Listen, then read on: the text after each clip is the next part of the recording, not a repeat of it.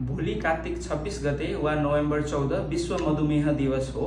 यसपालिको नारा know more and do more for diabetes at work भन्ने छ। अर्थात् आफ्नो कार्यस्थलमा मधुमेहको बारेमा धेरै कुरा जानौं र गरौं पनि। यस्तो नारा किन दिएको होला भने मधुमेह भएका धेरैजना व्यक्तिहरूलाई मधुमेहको उपचार गर्न आफ्नो कार्यस्थल नै बाधा भइदिन्छ।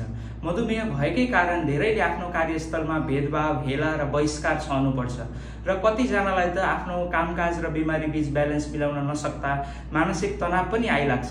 त्यही भएर कतिजना बिमारीहरूले आफूलाई मधुमेह भएको कुरा आफ्ना सहकर्मीहरूलाई भन्नुहुन्न। सहकर्मीहरूको अगाडि इन्सुलिन लगाउन, औषधि लिन वा सुगर चेक गर्न हिचकिचाउनुहुन्छ।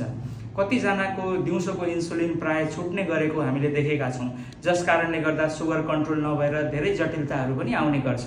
त्यस्तै दिउँसो सुगर चेक नगर्नाले कतिजनाको सुगर लो भएर चक्कर लाग्ने, बेहोस गर्ने पनि हामीले देखिरहेका हुन्छौं।